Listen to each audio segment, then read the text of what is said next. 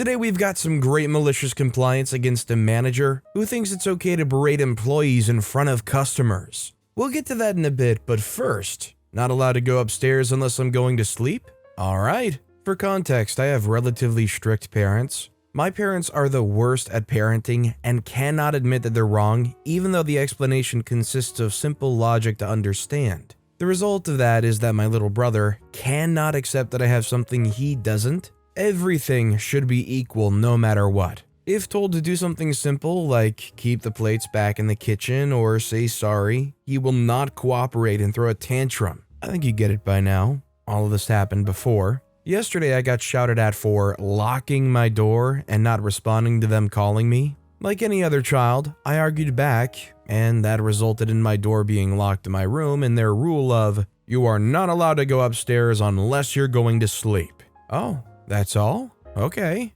Not even a minute later, my little brother comes down and asks me to come upstairs because he's scared to be in the room alone. We share one room. I told him I can't accompany him as I'll get yelled at for going upstairs unless I'm about to sleep. He turned to my mom and asked her to come with him. My mom yelled at me to take him upstairs. I looked back at her and said the same thing I told him. She started ranting about how I shouldn't have slept during the afternoon and that she won't be able to sleep because of me. I told her that I never said I won't go to sleep. She didn't like that one bit. She asked me will I at least help her with dusting upstairs. I told her the same excuse with fake tears and said that my room was locked. She started mumbling that no one ever helps her around the house. I eventually went upstairs and put my brother to bed and watched my phone and waited for her to get upstairs. When she did, my room was locked and she struggled to find the key my dad hid. It was amusing to listen to her struggle to follow a rule that both of them made up. The next day, my room was unlocked and I have tuition at 11. I finished my breakfast and sat there watching the TV instead of waiting for the computer to come on and get ready. My mom just stared at me and asked why I wasn't sitting for tuition. I told her with the same fake tears that I can't do that, as my dad will yell if I don't respond in the middle. She said that she'll take the blame for it and we'll talk about him about this rule. Right now I'm in tuition and they haven't called me once. Moral of the story, don't enforce a rule irrationally. I love that OP's staying relatively cool, calm, and collected here, and I'm glad the parents are honestly responding well. It seems like it might honestly be a learning lesson for them. Also, hi, I'm Steven, and if you enjoy awesome stories of malicious compliance, why not hit that subscribe button down below? That said, our next story is properly trained. I was hired by an affordable housing, finance, and construction company about 3 years ago to be their sustainability coordinator. That job title is only a name because they've literally not given me anything to do with the environment or sustainability, but instead are treating me as the assistant to everyone, which, you know what, really sucked, but hey, I'm a team player. So a little more than 2 years go by, and I'm still doing the assistant stuff and swamped with work because of it. One of my bosses decides that I'm not busy enough and decides to give me the role of safety supervisor for our entire construction portion of the company. You know, the 6 developments that we have under construction and the 200 plus employees. So being the team player that I am, I decide to help out with that. I come to find out that we are over a year out of compliance with 3 of the 6 developments. So after like 6 weeks of trying to catch us up, I finally have all of the documents and applications filled out, and I just need my boss to fill out a very, very small section and sign the documents, and I'm pumped about that. I caught us up about 2 weeks before all of the major holidays, and right before I go on vacation, nope, apparently not. My boss decides to not fill out any of the applications before I go on vacation and before he goes on vacation, and that freaking broke me. I was constantly told that this is extremely important and that we needed to get these in as soon as possible, and instead of getting angry, I decided in that moment to make sure that we will be compliant with everything. So, cue malicious compliance. As the safety supervisor, I'm in charge of all the training that the entire company goes through, which mainly applies to people in the field, but the one thing that all employees have to do is harassment training. This harassment training takes about 2.5 hours to do if you're not a supervisor. If you are a supervisor, you have to take a 4-hour course. So I go to set this up and find out that my boss is not set up for the supervisor harassment training,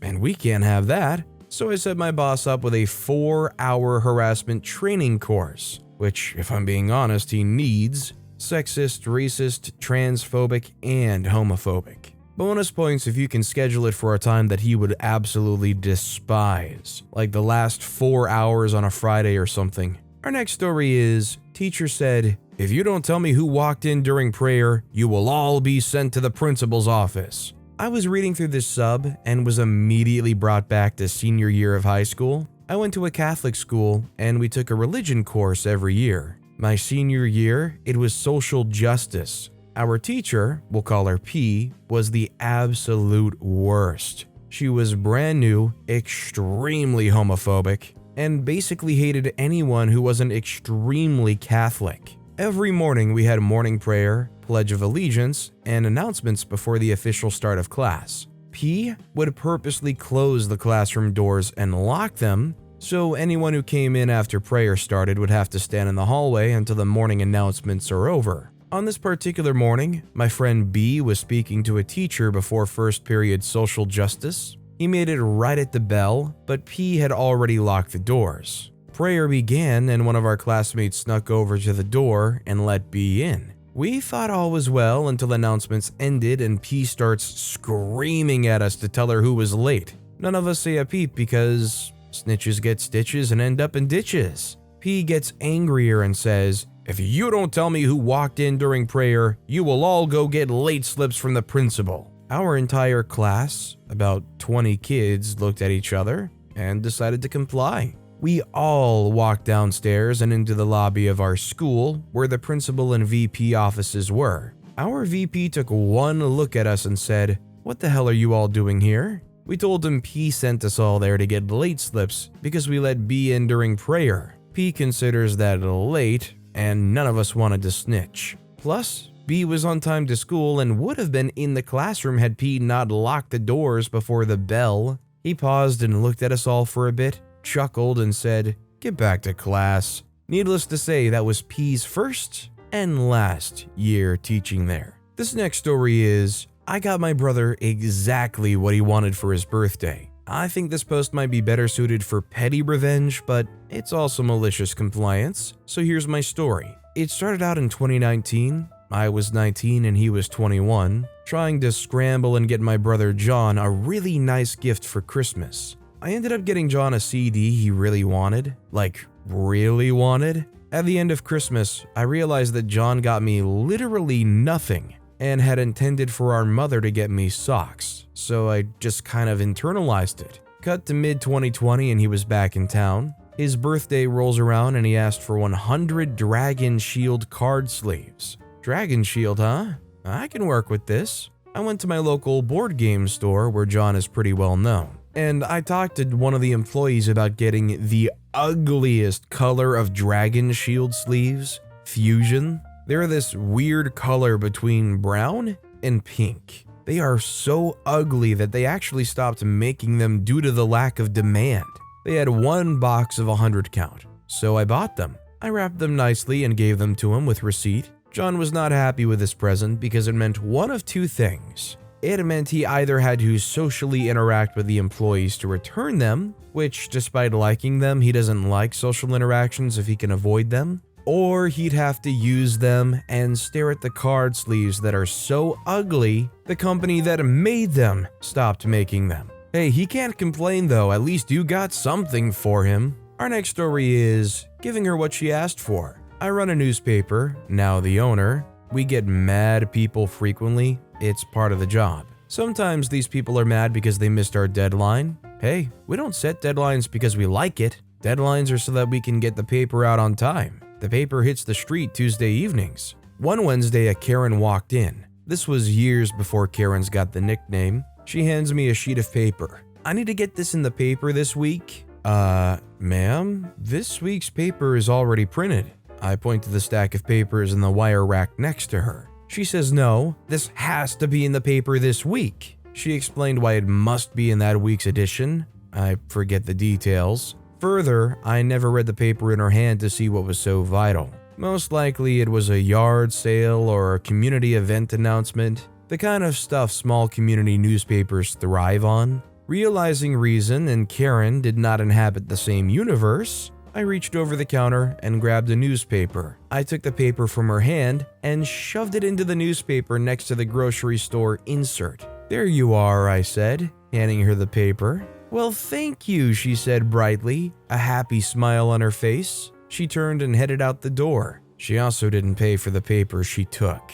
I am honestly astounded by the reaction of this lady. Our next story is, go on break right now. Alrighty then. I work online at the bread restaurant. This morning, a cocky new manager opened the store. He came from another store, so he thinks he knows everything and is trying to manage the wrong things. For example, when I'm on the line, I make sure everyone gets a break if they want one. This includes me. I'm not a manager, so I'm not trying to get screwed out of my break by ensuring my coworkers get one too. However, being on the line all morning, I know when the best times for people to go on break are, and who can step in to cover those people. Today though, this manager decided it was his big chance to enforce the rules and make sure everyone went on break. So he assigned us all times to take our breaks. I don't like this guy. He's lazy and never helps out on the line when we need it. So today was my opportunity to sit back and watch it all fall apart. Our catering person had to open the front of the store and be cashier all day, so the line had to do her catering order.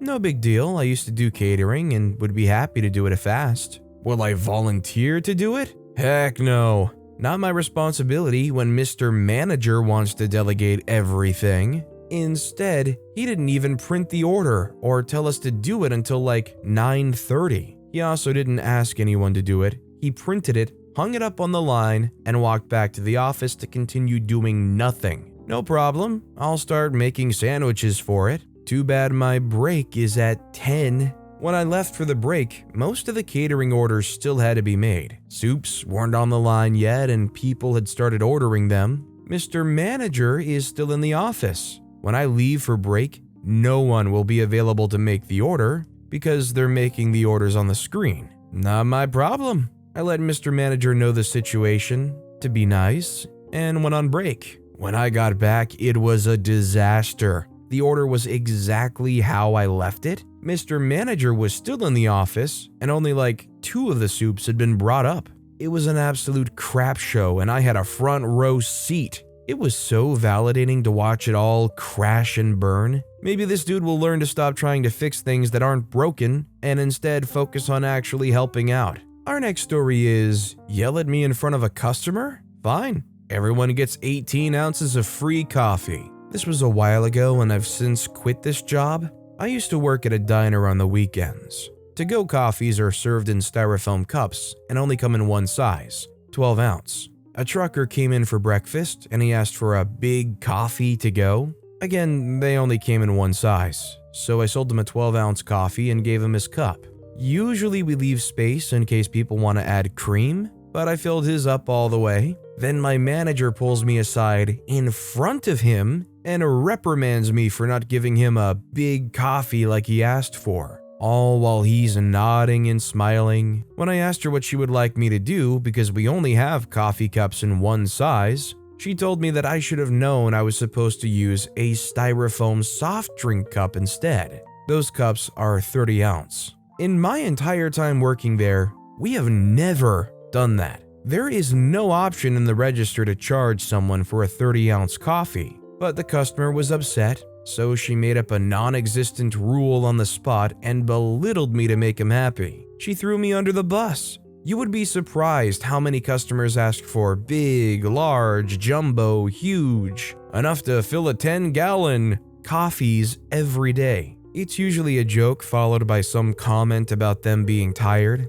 They aren't really asking about coffee cup size, they're just trying to make conversation and use silly words. So, for the next several months, I proceeded to give every single person who made a comment about coffee size a 30-ounce coffee and charge them for a 12-ounce. That coffee maker was constantly going. I mean, constantly. We were going through bags of coffee like crazy. Almost as if we were selling nearly 3 times as much without making more profit from it. I mean, honestly, if I went to a place and I asked for a big coffee, and I got a giant 30-ounce coffee for the price of what a 12-ounce one would be, you'd probably start getting some nice repeat business if the coffee wasn't bad. But with that being said, that's all the time we have for today. Now, if you want to hear another absolutely awesome malicious compliance story, check out that video on the left. Or if you missed my latest video, check out that video on the right. That said, I'll see you all next time with some more stories.